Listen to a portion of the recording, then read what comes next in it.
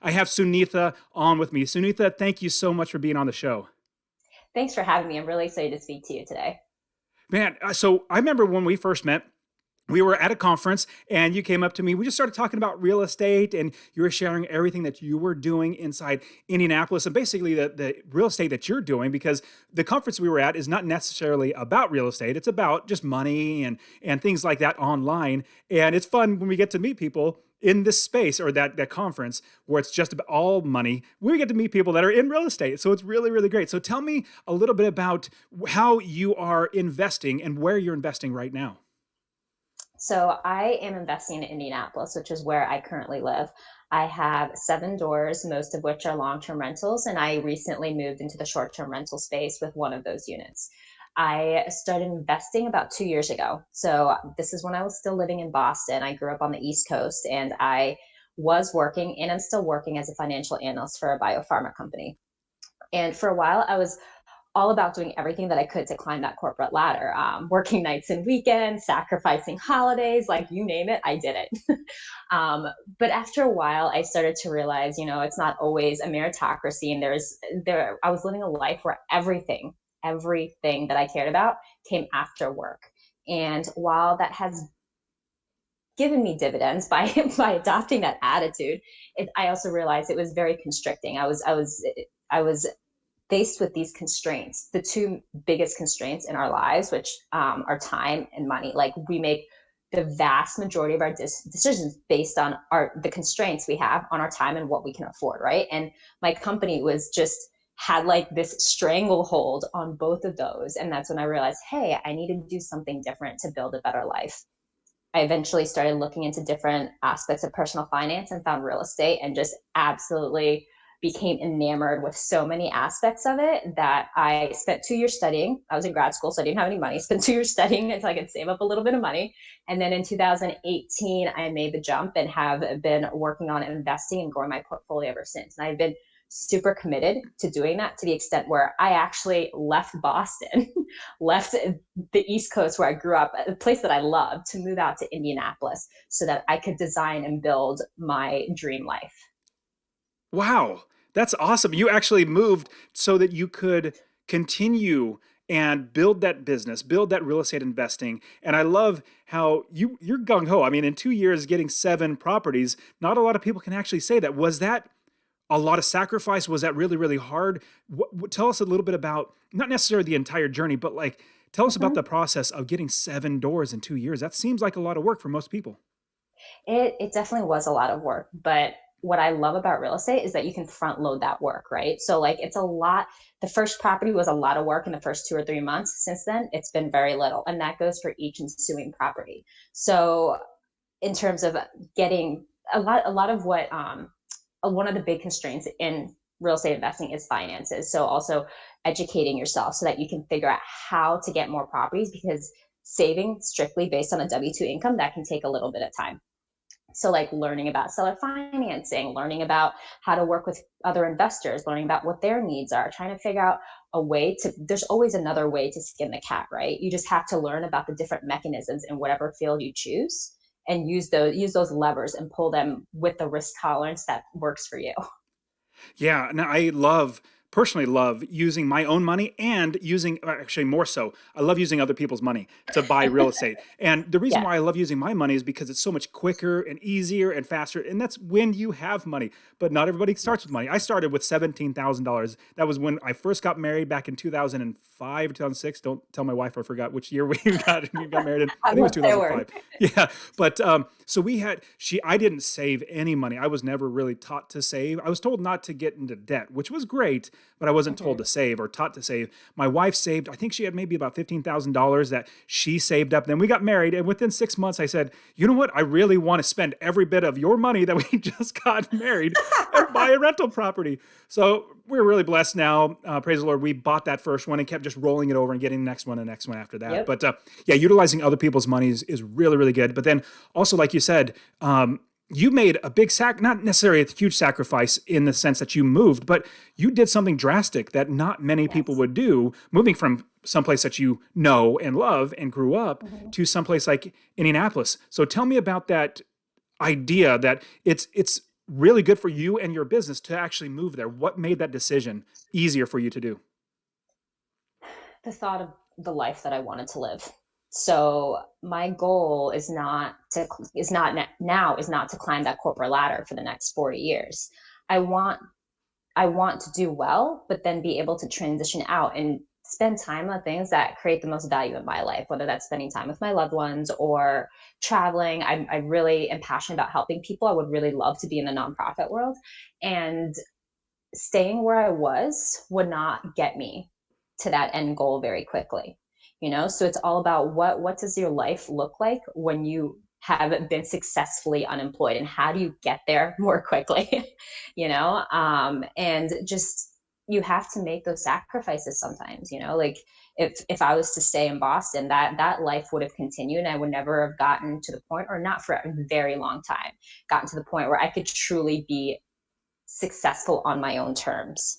So it really took time and understanding what that looked like for me in order to build that life. And once I understood what that would take, then it's much easier to make those sacrifices, because you have that vision in mind, and it's much easier to keep working for it when you know what that end goal is and you know how to get there.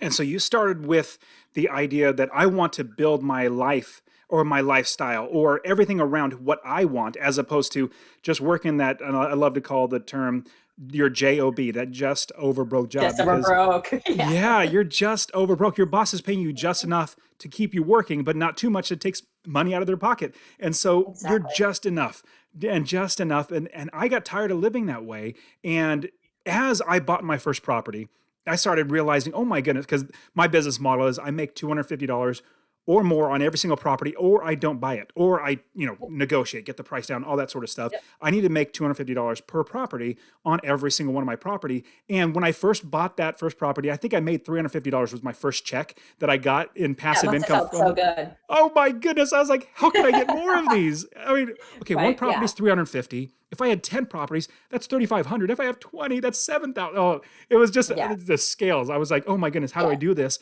I'm going to jump all in. Okay. So what you did, something that I didn't do. So I started in California when I started investing in 2006. So I started investing not in California. I was living in California, but I bought in Ohio. So far away, I flew You were a there. long I distance saw, investor too. Yeah. as yes, absolutely.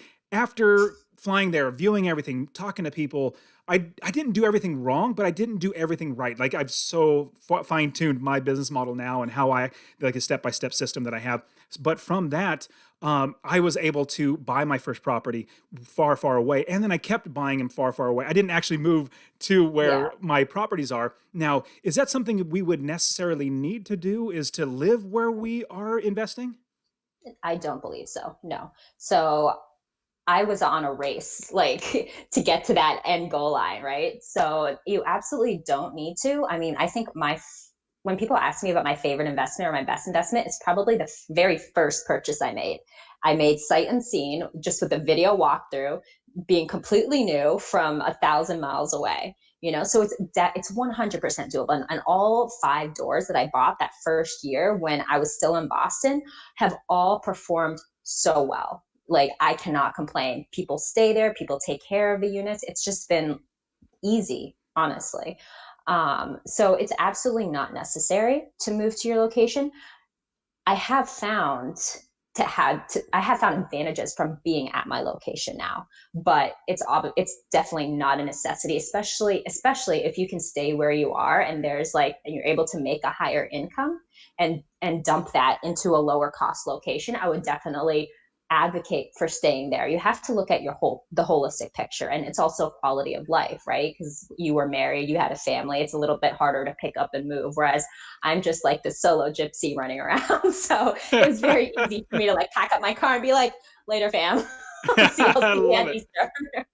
So it's definitely not a necessity, but I would think about what the locals have over you that is advantageous and how you can go about remedying that. So like when I was away, I would make sure to make very, very good relationships with whoever came onto my property, the contractors, etc. And then try my best to network to find them other business once they did a good job, because like your reputation can take you really far. So I work so hard. And you know what? I actually still do with my property manager. I think I probably recommended her to you as well. I worked so hard to get her business, you know, even still, even now that I'm here, because you need to be able to figure out how to add value to others. And that is, in the end, somehow it comes back to you. And even if you don't see the direct connection, you're doing good for others. And there's nothing better than that. I wholeheartedly agree with that. And I found a while ago that the more people that I help, the better, not just financially I do, which I do better financially, the more people that I help, but just internally, I just feel better when I'm building somebody up. And that's why, like, Yes. Successfully Unemployed, I love that podcast. I love everything about it. It's like a passion project of mine because not everybody wants necessarily real estate, which is weird to me or us. It's really weird, Right. but there are plenty of ways to do it. And so the more people that I help, the more my business gets better, not just monetarily, but I feel better. I learn so many more things. I change the way I do things because I'm not the end all be all of everything. And so I try to learn from every single person. Okay, so it sounds like to me, a little bit of switch of gear. It sounds like you have a good grasp of, not grasp, that's not the right way to say it. It sounds like you can tolerate risk pretty well, like up and leave and start buy 7 properties and It what. depends.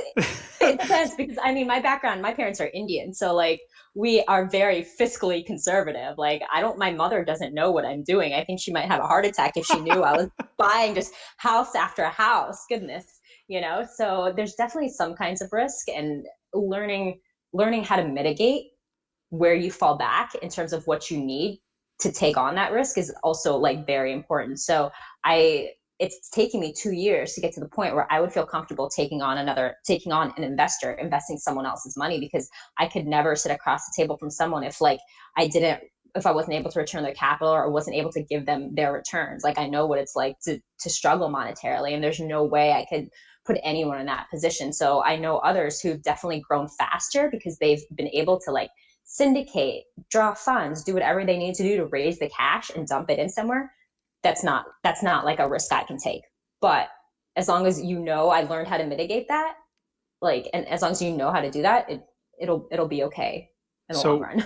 yeah, no, I agree. And there's two thoughts. One is I want to talk to you about mitigating that risk, which we'll get into in just a Mm-hmm. second. But the other thought was that as you're buying that first property, which is one of my more favorite properties, is the one that I bought, very, very first one. That's I Right? love that It's your first one. baby. Yeah, it is. It's like the very first one. It's a success. It's like it's a huge win. Then literally, like by the 28th one, I was like, hey, I just bought another property. I don't even remember the address. Like it's it's going. Yeah. But but yeah, as you're building that business and you're trying to mitigate, I love that idea that we're trying to mitigate the risk of investing. Now, let's say I wanted to invest in Indianapolis and I say, you know what? I really don't want to fly there, but I will if I have to. How do we mitigate risk if we're going to say invest in Indianapolis if we live somewhere completely different? Well, I think first you have to determine what that risk is for yourself. So some people think risk is not getting like as high a cash return. Some people think of risk as like not having appreciation. Like it depends on what kind of life you're trying to build. For me, risk involved not having stable cash flows, even if I was getting higher cash flows. My end goal was to build a life where I could leave my job and easily support my family and not worry about, hey, I have 16 evictions this month. I can't pay my bills. You know, so a lot of people will go and buy maybe like lower class assets because those do have higher projected cash returns. But I knew that was not the life that I wanted to build in 10 years. I'm not thinking about right now. I have a job right now. I'm employed right now. I want to be successfully unemployed. Branding. I'm going to keep Yeah, talking that as I much as love I it. I can love it. because it's so true, right? So in order to do that, I bought places that would cash flow, but were also in higher class areas. And I'm not going to lie, that was a hard thing to kind of swallow when I knew that my other friends were getting like $400 aside on like a $50,000 duplex, and I'm like maybe getting like 150 or so for like both my sides on like the first property, you know. But I was like, this is the path that I need to take. This fits the risk exposure, and this will allow me to live that life. So, and I'm a very visual person. I think the visual piece helps a lot, but maybe I'm biased. So when you're talking about like mitigating risk, when I think about my specific type of risk, if I want a good asset that's in a stable area, no crime or very, very low crime, right? And so for that, like I learned pretty early on, like truly a crime maps really works. So like really funny story. Before I chose to invest in Indianapolis, I visited Kansas City, and this was before I was really new. This was before I knew about crime maps, before I really knew anything, right? And we're walking around this quadplex, and it looks like it's in a decent area. Like the sun's out, it's shining, like the place looks nice, the numbers are great. We're talking like 2.5% price to rent ratio. And I'm just like, what am I missing? What am I missing? Right? There's something here that I'm missing. We're walking around the backyards. I found casings for bullets. And In the and city, then yeah.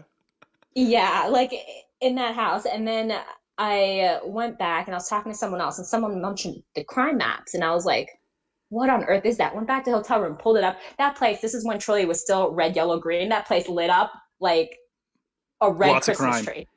Yeah, just like on that was like the worst block. So like for me, it's crime. The other thing is school districts, equally important. So my first five properties were all purchased in an area that had the best school districts in the greater Indianapolis area. I'm getting more stable tenants. People don't leave. Places get filled up really early. Last I love August, renting to families. They're yes, fantastic. Yes. they are. And so like another anecdotal story is I bought these to rent to families, right?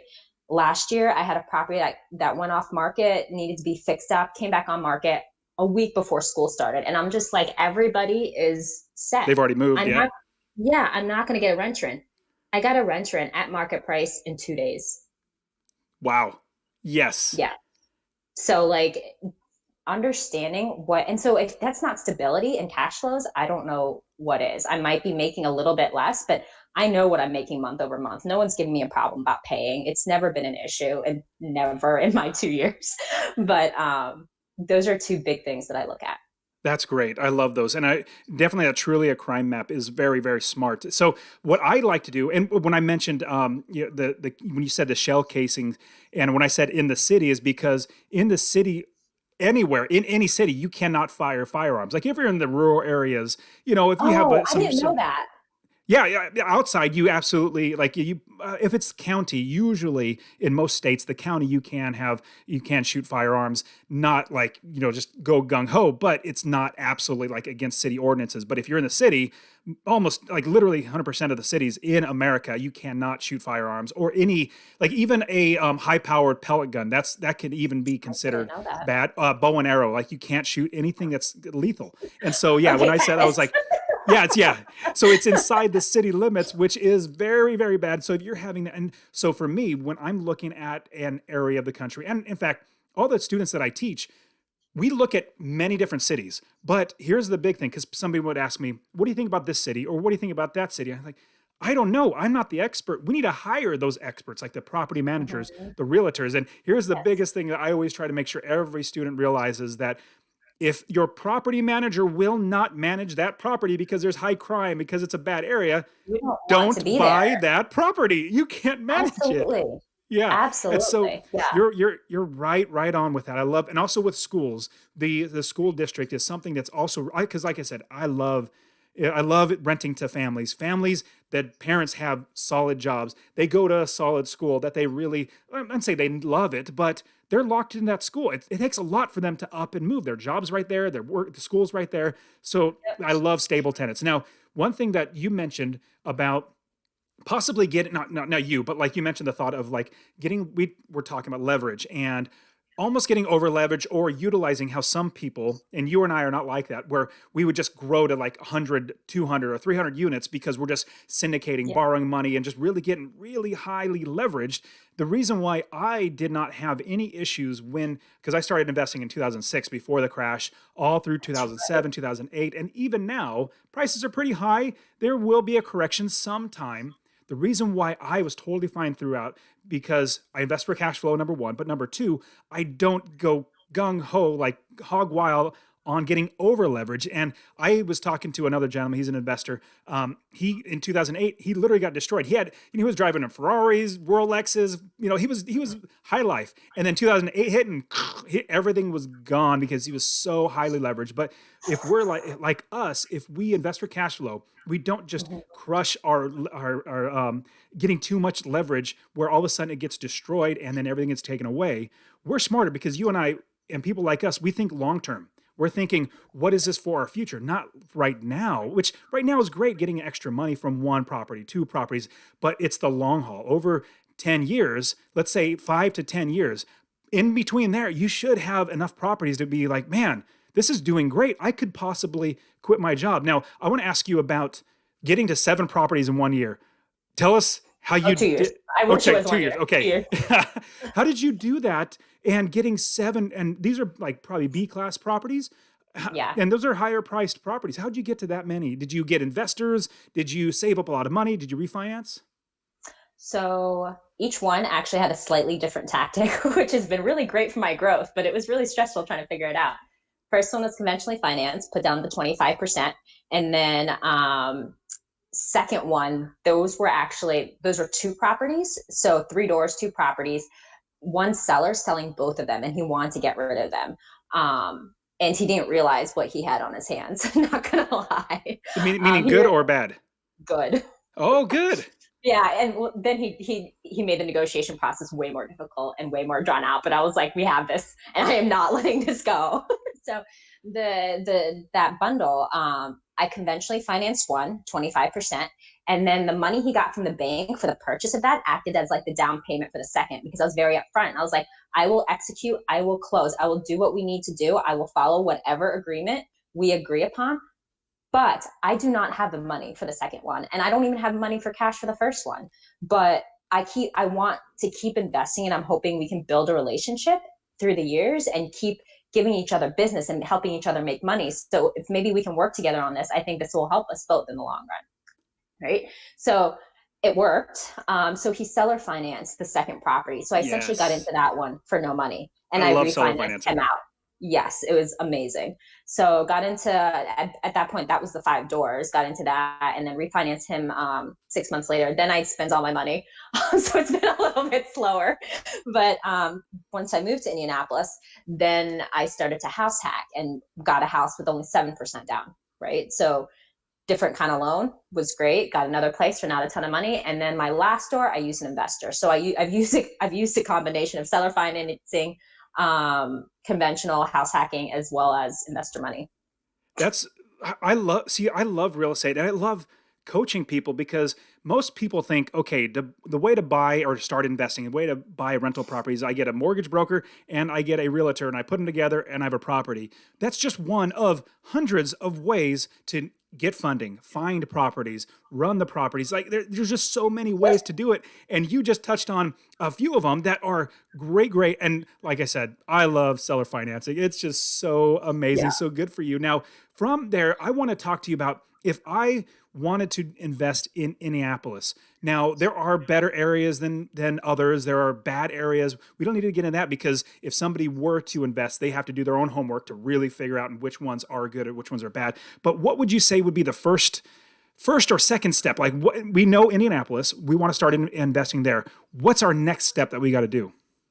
You have to do your research, and I think it helps a lot to have a visual depiction of what you're looking at. So what I did was I got a map of Indianapolis and I put it in like an Excel document, and like had that on. I had like 2 screens at work, so I had that on one screen, and then would do my research on another. And so like I would look at things like, where are the school districts, where are the Whole Foods, where are the Trader Joe's, where's all of that happening, and put like little pins, right? And see if like a pattern would emerge. And then I do the same thing for the bad areas, put like other different kinds of pins, see if I could figure out a cluster and start looking at it that way. And then once I saw that, like I'd be like, okay, this is what this tells me. So in Indianapolis, it's called the Circle City. There's a highway that goes all around the center. And so all the good school districts that are non-Indianapolis public schools are all like outside the circle, outside the loop is what they call them, so I could go into it and then corroborate that with like my property manager, because you can go on Bigger Pockets, people will say things, but you always have to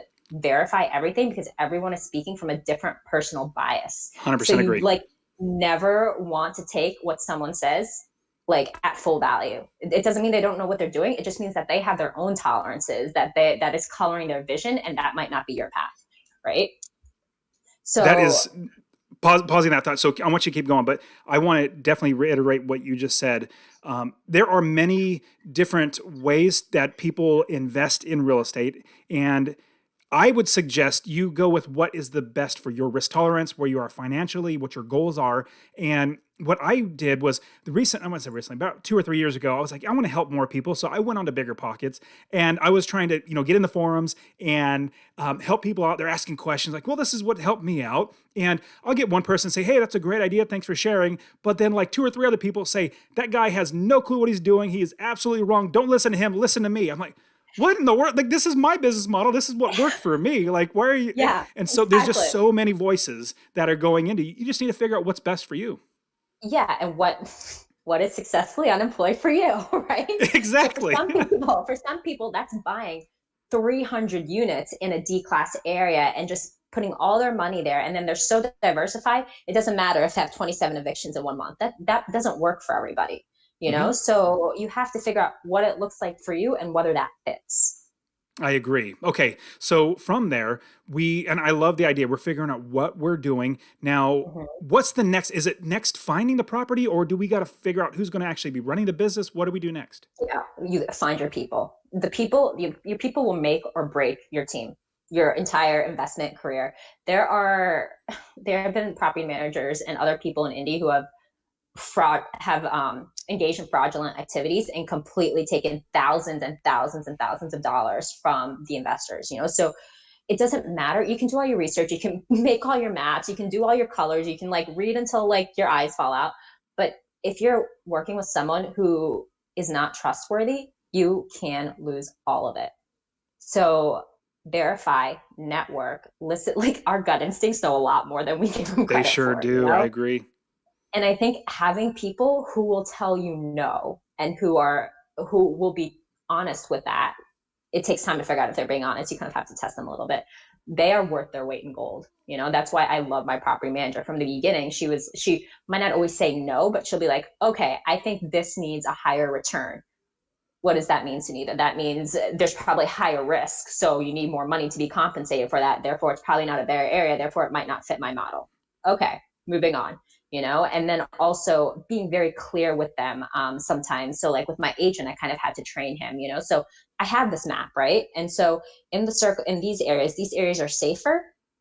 My projected cash flow is going to be lower. So here's what my price to rent ratio will be, just as like a quick test. If I'm going down into the center, this is what it needs to be.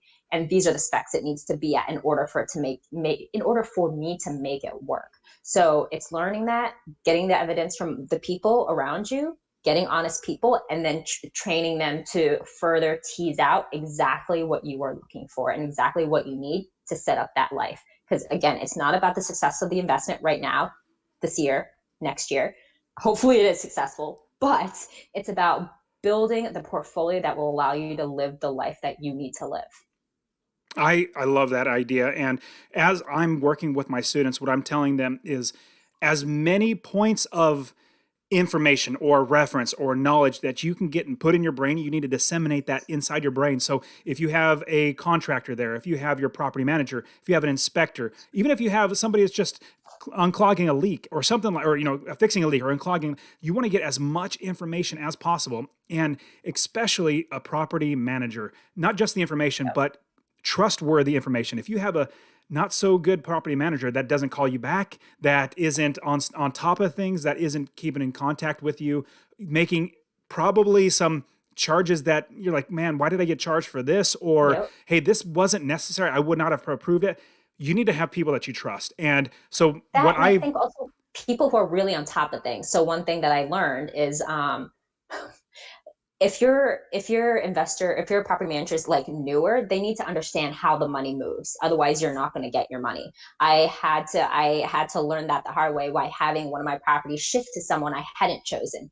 And it was really hard for me to get my money because he did not understand the full dynamic. So you need someone who knows it like the back of their hand. I don't believe in taking a chance in someone new, if it's at a cheaper rate, because you will pay for that one You way or are another. 100% right. I don't want to pay for a new person's mistakes. I don't like going with somebody that's brand new that it's just, I mean, they can get their teeth cut on other properties. I mean, that's Mhm. totally fine. But just for my properties, my family, I feed my kids with this money. And so I want to make sure I have somebody as spot on or knows their numbers or Yes. knows how to run the business. Now, on top of that, though, I do give them all of my property managers. I give them so they have their guidelines of what they normally do. Like, rent's due on the first, it's late after the third when they do the evictions, and they have a whole bunch of other things that are their business process. But what I do is I look at what they already have designed for all of their clients, and I say, this is good, this is bad, this is good, this is bad, but this is Yes. how I want you to run my property. So,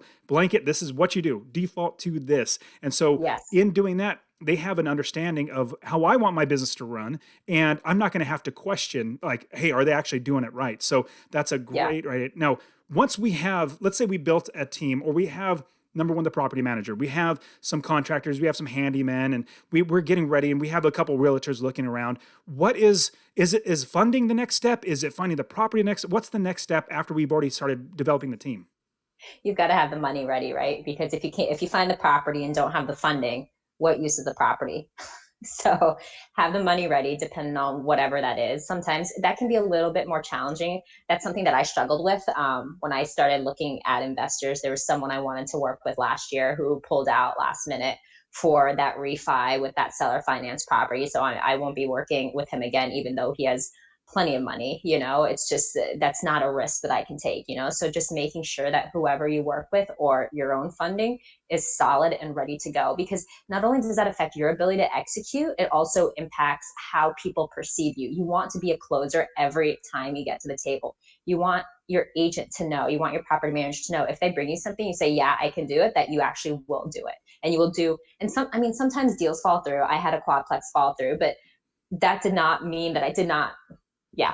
Anyway, let me phrase that easier. I called I called every bank in that town trying to find someone who would finance it, and it just like I could not make it work. I was running headfirst into a brick wall, and they need to know that if you say you're going to do it, you're going to do everything in your power to make it happen.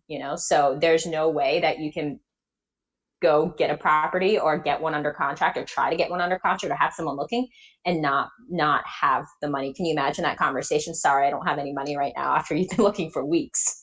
And people like us we're go-getters, we're gonna do our everything we can to get this deal to go through, but sometimes it just will. But I love your thought that we want to be seen as buyers, as investors, as we get the deal done. If we have a deal come to us, especially, I don't know how, we haven't actually talked about this, but I personally love wholesalers. They're some of my favorite people to work with because they work so hard. And I wake up in the morning, I'm drinking my coffee, and I open up my email of all a list of properties that they worked hard to get. They're sending Yeah. it to me. Here's the property. I'm like, well, shoot, I'm getting this like 10% or 15% below market value. I'm paying you like $2,000 or $3,000. Shoot, that's a good deal. Let's go ahead and jump on it, or something Yeah. like that. I Yeah. love wholesalers, and I love working with people. So if we're going to be finding properties, do you have any tips or any ideas other than like, MLS or Zillow? Any other tips that we can do to find good properties? I think it depends on your market. So in Indianapolis, we have like a Facebook group for out of state investors that I'm still a part of, even though now I'm in state. And we do have like people who like local vendors and stuff. And that's actually how I found my last deal, was through this like Facebook group. And it's just trying to figure out who the people are who bring in the most volume. And unfortunately, sometimes you have to measure that with like how big their buyers list is, because some of the biggest guys I can't really compete with on their buyers list, because they will have people come in from California who have like hundreds of thousands of dollars in cash, and they can afford to put like that 3 grand down, non-refundable deposit, buy it sight unseen.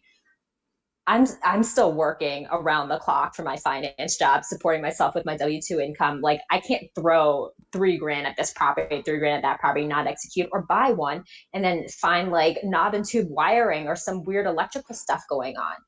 Like I can't afford those kinds of mistakes with the size of my portfolio right now. So maybe at some point I can, but if I work with the smaller guys, I can build that relationship with them and work with them so that maybe I get a little more time to get financing. Maybe I can actually get that inspection, because they know that I'll execute time and again, and they don't have quite that list to pull from. So Yeah, and what you said was something that is really interesting because if somebody is a doctor or a lawyer, they usually have lots of taxable income. They want to park that somewhere. They're not investors like us where we're passive income. yeah, We're investing for cash flow because that's what we feed our family on. They're like, shoot, I'm going to actually, even though I'm going to lose like $100 a month on this property in passive income, I'm going to be saving thousands of dollars a year in taxes. So shoot, I'll just park my money here. So it's hard. Like I completely understand.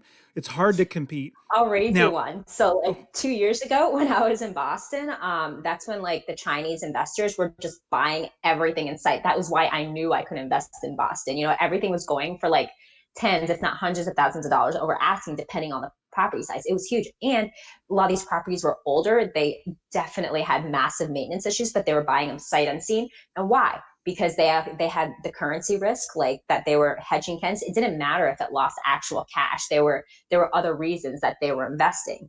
So the same thing goes in any other market. You have to understand why other people are investing and how you can compete with that. yeah, I absolutely agree. Now, I want to also touch on the numbers game. Like the more offers you put in, eventually you're going to get one. Tell me about what are your thoughts about should we put in just one offer a month? When we say, hey, it's a great deal, let's put an offer in now. Should we put more offers in? How do we make sure that the numbers kind of work in our favor to eventually we get a good deal? Um, I think I think it's harder to find good deals. So if you find one, put an offer in ASAP. And if you're in a predicament where you need to get the financing for an extra one, try to figure that out. Do everything you can to figure that out. Friends, family, fools, whoever, like try to find some help or maybe take on a partner. But I think in this market, it's so competitive that it's hard to find good deals. You shouldn't stop yourself because it's like, oh, what if this one goes through? Well, you'll find out in 2 days, like, or a day. You know, just you just have to keep throwing those darts until it sticks, and throwing good darts at a good board, not just Yeah, any. yeah, because you will not get 100% of the deals you do not put offers in. Like you literally won't get it because you didn't put an offer Yeah. in. So you just have to put an offer in. And on top of that, here's what I always try to tell all of my students is you absolutely do not or should not, or I will say, you're disowned as a student if you buy bad deals. We don't No. buy bad deals just because, oh, we got one. No, we wait until we have a good deal. And one thing that, because you mentioned your second property was like an investor, and he had two different properties together, and we're bundling them together. Usually, when students come to me, they'll say, "Hey, there's one investor who has like 6 properties; they're all bundled together." And I always tell them, analyze every single property. We don't buy Yes. 5 good properties for a lemon, a bad property, even That'll if we're sink getting you. good deal. Exactly. Yeah. We only buy good properties. And I think one thing I might add to that is like, what is your definition of good, right? Because I've talked to a lot of investors, especially recently, who can't tell me why it's a good deal or a bad deal. Like I described it to someone earlier this morning as peeling off the layers of an onion. So like it might work in the numbers, but what are the economics? Like there are people going to like turnkeys and they're interested in Indianapolis, but then they end up buying one an hour outside of Indianapolis because that's the only place a turnkey company can make it work. So okay, the numbers look okay, but then what are the other aspects of this? And why are they selling it at this price? And why are they selling it here versus there? Like you have to keep pulling that back in order to determine what is actually a good deal. There's so many aspects and you have to do that work. Otherwise, it is not worth it. You will probably lose your money. Wholeheartedly agree. You're absolutely spot on. Now, how do we know? Because we have to know that criteria. Do we? have to look at every single property and continue to be looking, analyzing properties in the area so that when one comes on the market, hey, I know what a good deal looks like. I could jump on this one. Or should we just like pull up every other month and say, let me look for property there now? Like, what are your thoughts about constantly looking versus randomly looking? I think you're leading me with your questions a little bit. Are you trying to make a point? No, I'm teasing. So, I mean, I looked at hundreds before buying my first one, and not because I couldn't pull the trigger, but because I didn't know exactly what was a good deal at first, because it's also comparative to what else is going on, right? So, like, if I can find something in a good area now that's 1% and change, that's a good deal, depending when you can't find anything else, So you need to be able to compare to the other things in addition to comparing to your own needs. And the only way you can do that is by having your pulse on the temp of the market, which means consistently analyzing, especially in these days. If you look, like, every 6 weeks, our lives have been turned upside down in the last 6 weeks. What you knew in January no longer holds. So it's like just everything's been wiped clean. So you need to, like, be on top of it. That's the only way you can stay sharp. So I bought those five, and then I closed on the last door like September, October. I didn't buy the next one until the next July when I moved here.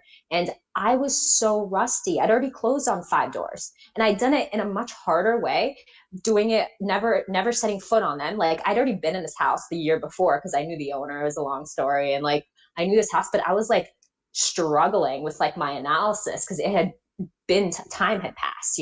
So, like, you definitely need to stay sharp in order to, like, be able to, like, really execute. It becomes easier. Executing sometimes is hard, especially for new investors, because there's a lot of triggers you have to pull. But if you keep stepping up and keep putting yourself out there, then it gets easier to pull those triggers time after time, because you're like, I've been here, I've done this, I've almost pulled a trigger. This is just a small inch forward. Yeah, I love that idea. I want to switch a little bit of gears to, we've been talking a lot about long-term rentals. Now, Mm-hmm. I am not an Airbnb expert at all, and Who especially is? right now, well, if you Yeah. think about what's going on right now where people don't travel, they're locked in their houses. And I see there are some people that do the rental arbitrage where basically they're leasing somebody else's house, putting furniture in it, and then having an Airbnb, and they're turning over Airbnb people. But they're literally having to close down. They're stuck for the leases. They have all the furniture, but nobody's traveling. They have all these expenses. Now, that's a whole different model, which we're not talking about. You own these houses, so we're still investors. It's just short term versus long term. So we're not talking about rental arbitrage. But tell me a little bit about, because I mean, just teach me, what are your thoughts about short term versus long term rental properties? So I converted my smallest unit in that first property that I bought into a short-term rental last October. And I think, first things first, with short-term rentals, I thought this back then, and now this just, like, supports my theory. Have more than one exit strategy. If it's just a short-term rental, don't do it. Like, if you can only make it work as a short-term rental, I should say, don't do it. Hmm. And I'm not a fan of the arbitrage. I'm a fan of building wealth, by paying down that We're long mortgage. term people. Yes, absolutely. Exactly. And so, like, have both of those. Make sure you're building for the long term. You have an exit strategy, and then also, the way I looked at it is, like, what kind of bar did I have in order for this to be successful? So, like, it was a small unit, one bedroom, one bathroom, split level carriage house, maybe like 400 square feet. It, if we look at the mechanics of that tenant, it's hard to make that profitable. It wasn't downtown. I'll be getting a more transient tenant. So, like, the families that we love to move in, that's because they don't leave because it is so hard to pack up all your kids and all of their stuff and go to another place, to another rental, right? Whereas if you have, like, one person who's like a professional with a couch and, like, a TV, and they get bored and they're like, oh, I want to go somewhere more exciting, do I want to something move new, from they're Boston to Indianapolis. Let me just go ahead and do okay. that. Point taken. Do not rent to myself. Got it. So, and then when that happens, if you have a property manager, then you have to pay a new leasing fee every year. You have vacancy and turnover costs. What are the biggest cost killers in our business? Vacancy and turnover. This is set up to barely, maybe make a little money, not a ton. This is not going to make me rich, right? This one unit, small unit that I have. And then also, every decision that I made in these last 2 years in terms of what I bought was through the lens of, we are going to have a correction. how do I mitigate against that I risk, love it. right? Yeah. And so that's why I bought in higher class areas, because I knew if I went to the C areas, those guys would have more trouble once the manufacturing plant shut down like they are now, once things start happening and they don't have those savings. And it was just going to be rough. But with this rental, if there's a recession coming, it's 1 bedroom, 1 bathroom. You look at the 3 bedroom, 2 bathroom, whatever Airbnbs that go for like $500 a month. That is great during boom times. Boom times were not going to last by the time I started. And they were definitely not going to last when I started last year. I had other friends who were like, hey, turn the other side to, I had like 2 bedroom, 1 bathroom on that same property. And they're like, turn that to an Airbnb too. And I was like, no, not happening. So the bar for me was very low, and then just looking at, like, I only had to make 450, essentially $500 a month, in order to be more successful than a long-term rental. And if I'm renting every night and I look at the other Airbnbs in the area, and like the cheapest is like 40-50 bucks if I want to compete on price and go out $50 a night, and I look at average occupancy in that area, average occupancy 60%, you can do the math. What's 40 bucks or even 35 bucks a night at 50% occupancy? It's probably still more profitable than a long-term rental. Like, so if I completely suck at this, I probably still make some money, but I don't suck. So mostly.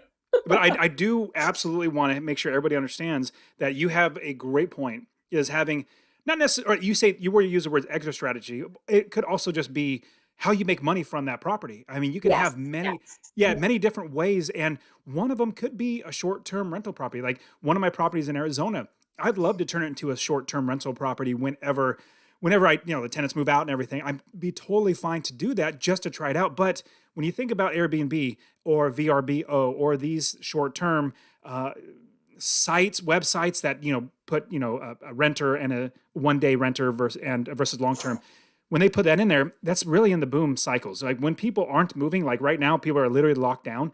If they're not going anywhere, they're not going to rent. And so I love how you have an idea, like you can have options, and that's something I just love. Is real estate gives you so many options if you do Yes. the business right. So let's jump Yes. into. I want to ask you, some what are your bit of advice that you can give to anybody who is saying, you know what, I'm going to get started. I know I'm already going to get started. I know my goal. I know the vision of what I want to do. I like what Sunitha has been talking about, building wealth and having long-term wealth and eventually being successful and employed.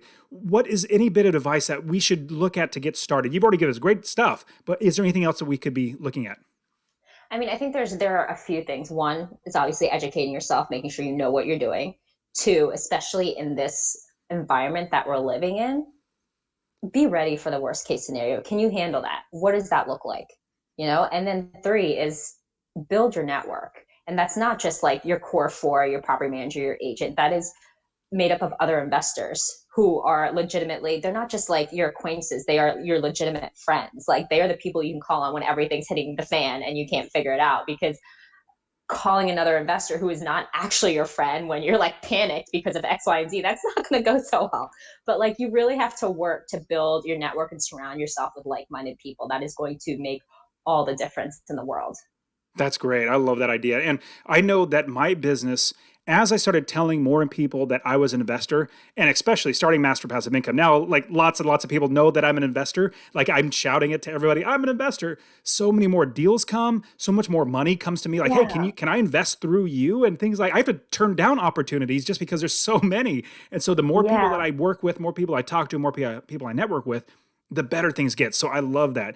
That's fantastic. So from there, what is one little bit of advice that you would give your younger self? Like, younger Sunitha back in, I don't know, like let's say 20 years old or 18 years old. Any bit of advice that it could be Oh, business, could be life or anything like that. start investing earlier. Okay. So you want to hear a story, right? So I grew up in Florida. I moved to Boston for undergrad, I think like 2010. Think about where the Florida market was around then. And I've always been obsessed with houses. I wanted to buy a house before I got accepted to college up there. And I actually wanted to I was living in this really cute townhouse. It was like 800 square feet, 2 bedroom, 1 bathroom. I was paying 850 a month, the going rate. Townhouses in that area were selling for $40,000, Ooh, and they were nice. They yeah. were and they had been built like 4 years before, we're selling at 100K and the market just like tanked, right? And so I actually tried to go get financing to buy one, and I had like $20,000 saved up at that point, and the bank would have financed it. And I didn't take the time to understand the mechanics. I couldn't understand like numbers or anything. Like I had no idea what was going on. And I really wish I'd taken the time to get like a little bit more like grit in my spine and been like, there's an opportunity here. But I did not even see it as an opportunity. I didn't even know what was happening. Even if I just bought that one condo, like life would be different. Absolutely. And look at how much those are probably going for at least 100, 150 now, if not more, which Oh, would be great. totally. And I'm getting questions all the time right now from basically anybody who reaches out to me, asking the question, is now the right time to invest or should I wait? And what I always tell them is, well, basically, yes. Yes to both. Is now the right time? Yes. Is it right time to wait? Yes. And the reason why I say it's both is if you're buying the right deal, that's making you passive income. That's you're not over leveraging it. You're not going to kill yourself. Because, like I Yeah. said, I started investing in 2006, like when it was still taking off. I started investing then. I was still making money all through the crash. So if you're Yep. doing the business right, you absolutely can. And if you're going to invest in something like a $500,000 house, that's probably not the best idea. Because imagine Yeah. if there was a crash, not saying there will, but if there was a crash where it cuts in half. So a $500,000 house is now 250,000, but a $100,000 house is now 50,000. So instead of losing 250,000, you're losing 50, or you know what I mean? So there's different ways to invest and there's different ideas. But the a big thing that you said was you educated yourself, or sorry, you wish you would got more education, and now you have education, whereas back then it was really a lot more difficult. And another reason why I tell people right now is the best time to start investing is you need to start educating yourself now, because if and when there is a crash, because you're thinking there is one, you don't want to educate yourself in the bottom of the crash when you're starting to learn and you're going to miss the entire run up. You want to educate yourself now so that when it does correct, when it does come down, you're like, those are great deals. It's half off. Let me Yes. buy them right now. I've already have the network. I already have the money fund. I already have the business set up. I already have everything ready. Now I could jump into it. What do you think? That's exactly. I was waiting for a pause so that I could say exactly that. So like people have been telling me since I started, hey, wait, there's going to be a crash. Okay, great. If I waited, I would probably have X amount of dollars to spend, but I'd be doing everything as a brand new investor, and I wouldn't have the reputation or the networks that I've worked to build today.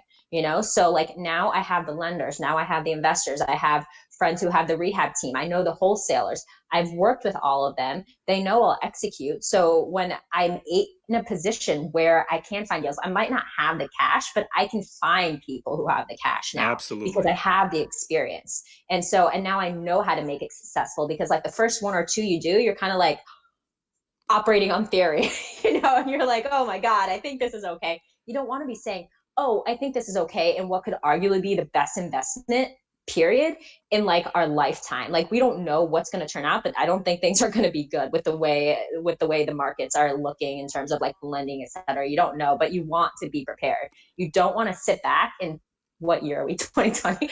You don't want to sit back in 2026.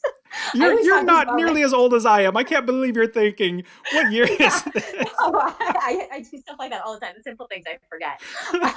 But you don't want to be looking back at 2026 going, my life is not that different. And now we're out of the recession or the correction, whatever we had, and I I won't missed it. have another Mhm. opportunity for another 7 to 10 years. You don't want that to be you. So No. And if I you find the you numbers, make it work. your apps, I love everything that you're saying. I completely wholeheartedly agree. I am so excited for when the prices get dropped in half, or they I don't want to say recession because it's going to hurt lots and lots of So people, many people. but Yeah. people that are hugely over leveraged, the people that don't do the business like I'm doing, and they might lose their shirt, and I'll be there and say, yeah, I'll take that property half off. Yeah, please. So I have plenty of cash waiting. Plus I have the knowledge. Plus I have the experience and the network, just like everything you said, that I'm excited for when there is something that is going to change. And everybody Yeah. who has, like you, like me, who have already have experience, we've already learned the way we like to do the business, our Mhm. business model, we can jump on those things. So, man, that's great. Okay, Yeah. so Sunitha, last thing is, what is one nonfiction book that you would say is a really, really good book that we should look at and read? So one book that I really like is on emotional intelligence written by the Harvard Business Review. So I think that is really key just for life, and especially in real estate, because this is all about understanding people. This is not about houses. It's about humans, and it's about working well with people, building those relationships. And it's not just like networking stiffly in a suit. It's about actually building true bonds with other people so that everyone can help each other be successful. And you can only do that if you are like empathetic, if you're able to self-regulate, if you're able to like master these, or I mean, who can actually master, but if you're able to be strong in these different areas of like emotional intelligence and dealing with people, that's like, they say EQ goes far, emotional quotient goes far higher, takes you far higher than IQ. And I'm a firm believer in that, especially you don't need to be a genius to run the numbers. You need to be smart enough, but the people who know people and can make like the deals happen with the other people, I think those are the ones who will truly get ahead. So that is number one. And the other one, well, I have like a bunch, but another one that I really like is Tribe of Mentors by Tim Ferriss, because like I really like exposure to successful people is how we can learn how they think. It's not necessarily what they do, but it's the thought process that gets them there. That's what makes them successful. So being able to like have some sort of access to a ton of people in a ton of different industries who have set themselves apart, and to see what kinds of things that they prioritize in their lives and in their business and whatever, like I think that's invaluable. So those are like probably two of my favorites. Love it. I love those. Those are great. And I completely agree. The more people that, uh, well, one, like I said earlier, the more people that I help, the better my life is financially, emotionally, all that sort of stuff. But the more that I'm actually caring for the other person, not just like, how can I make money? How can I, serve you to make money? No, No, yeah, no. literally caring for people and having that emotional quotient. I think you're absolutely right. I love that. Okay, Matt, Sunitha, you give us so much great insights. I know I've learned plenty. I know everybody else has learned a lot listening to this. I know people are going to want to reach out to you. How can they find you? How can they reach out to you and talk to you about everything that you're doing? So I have a website and an Instagram handle, of course. So my Instagram handle is Griffix Property Group. It's GRIFFIX Property Group. And then my website goes by the same name. So griffixpropertygroup.com. And then they can DM me, or there are places to shoot me a message on my website. So That's love to awesome. help. Yeah, Sunitha, thank you so much for being on the Master Passive Income Show. You give us great, great insights. So thank you very much for your time. Thank you. Thank you for having me. I've really enjoyed this. All right, you take care. You too.